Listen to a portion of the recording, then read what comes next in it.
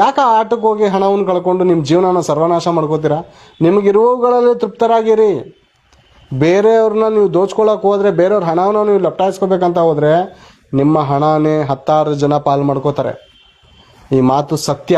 ಇರೋದ್ರಲ್ಲಿ ಸುಖವಾಗಿರೋದೇ ನೆಮ್ಮದಿಯ ಕಾರ್ಯ. ನೋಡಿ, ದೇವರು ಹೇಳ್ತಾ ಇದ್ದಾರೆ, ಮಗನೇ, ಮೂರ್ಖರಾದರೂ ಜ್ಞಾನವನ್ನು ಶಿಕ್ಷೆಯನ್ನು ಅಸಡ್ಡೆ ಮಾಡುವರು. ಶಿಕ್ಷೆ ಆಗುತ್ತೆ.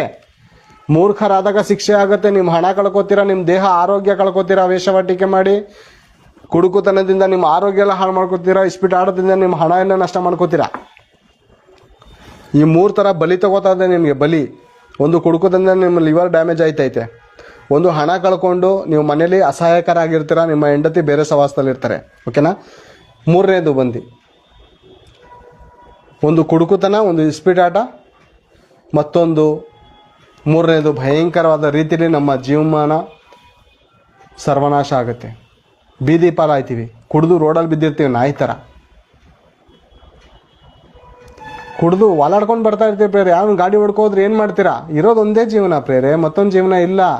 ಯಾರಾದರೂ ಸತ್ತವ್ರು ಬಂದವರ ನೋಡಿದ್ರೆ? ಯಾರಾದ್ರು ಅಕ್ಕಪಕ್ಕ ಸತ್ತೋಗ್ಬಿಟ್ಟು ಹೋದ ವಾರ ಬಂದ ಅವನು ಮನೆಗೆ ಬಂದು ಸೇರಿಕೊಂಡ, ಅವ್ರ ಹೆಂಡತಿ ಮಕ್ಳ ಜೊತೆ ಸುಖವಾಗಿದ್ದಾನೆ. ಇದು 1 ತಿಂಗಳಾಯಿತು ಅವ್ನು ಬಂದು, 2 ತಿಂಗಳಿಂದ ಸತ್ತೋಗಿದ್ದ. 1 ತಿಂಗಳು ಅಲ್ಲೆಲ್ಲ ಓಡಾಡ್ಕೊಂಡು ಆಮೇಲೆ ಬಂದು ಯಾರು ನೋಡಿದ್ದೀರಾ? ಮುಗೀತು, ಖೇಲ್ ಖತಮ್. ಒಂದೇ ಸಾರಿ ಜನನ, ಒಂದೇ ಸಾರಿ ಮರಣ. ಅದಕ್ಕೆ ಹೇಳ್ತಾ ಇರ್ತೀನಿ ಅವಾಗ, ಹುಟ್ಟು ಸಾವುಗಳ ನಡುವೆ ಸೃಷ್ಟಿಕರ್ತನನ್ನು ಸ್ಮರಿಸು. ಪಾಪವು ಕೊಡುವ ಸಂಬಳ, ಅದನ್ನು ಮಾತ್ರ ನೀನು ತಿಳಿದುಕೋ. 3 ದಿನದ ಸಂತೆಯಲ್ಲಿ ಪಾಪ ಮಾಡಬೇಡಣ್ಣ. 3 ದಿನದ ಸಂತೆಯಲ್ಲಿ ಪಾಪ ಮಾಡಬೇಡಣ್ಣ. ನಿನಗೆ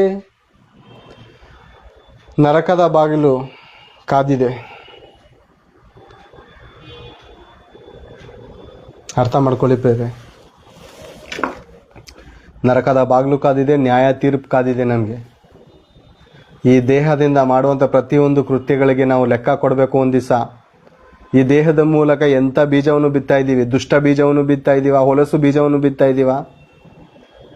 ನಮ್ಮ ದೇಹದ ಪ್ರಭಾವವು ಎಂಥ ರೀತಿಯಲ್ಲಿ ಬೀಸ್ತಾ ಇದ್ದೀವಿ ಪ್ರೇರೆ. ನಮ್ಮನ್ನು ನೋಡಿ ಒಬ್ಬರು ಒಳ್ಳೆ ಬುದ್ಧಿ ಕಲಿತಾ ಇದ್ದಾರಾ ಅಥವಾ ದುಷ್ಟ ಬುದ್ಧಿಯನ್ನು ಕಲಿತಾ ಇದ್ದಾರಾ?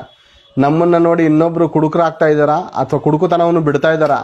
ನಮ್ಮನ್ನು ನೋಡಿ ವೇಷವಾಟಿಕೆ ಕಲಿತಾ ಇದ್ದಾರಾ ಅಥವಾ ವೇಷವಾಟಿಕೆಯನ್ನು ಬಿಡ್ತಾ ಇದ್ದಾರಾ? ನಮ್ಮನ್ನು ನೋಡಿ ಇನ್ನೊಬ್ರು ಇಸ್ಪಿಟಾಟ ಆಡ್ತಾ ಇದ್ದಾರಾ ಅಥವಾ ಇಸ್ಪಿಟಾಟವನ್ನು ಬಿಡ್ತಾ ಇದ್ದಾರಾ? ಈ ಒಳ್ಳೆ ಫಲಗಳನ್ನು ಕೊಡದೇ ಇರುವಂಥ ಪ್ರತಿಯೊಂದು ಮರಗಳನ್ನು ದೇವರು ಕಡೆದು ಬೆಂಕಿಲಿ ಹಾಕ್ತಾರೆ. ಎಲ್ಲಾಕ್ತಾರೆ? ಬೆಂಕಿಲಿ. ನಿಮ್ಮ ಮನೆ ಮುಂದೆ ಒಂದು ಒಳ್ಳೆ ಗಿಡ ಹಾಕಿರ್ತೀರ, ತುಳಸಿ ಗಿಡ, ಓಕೆನಾ?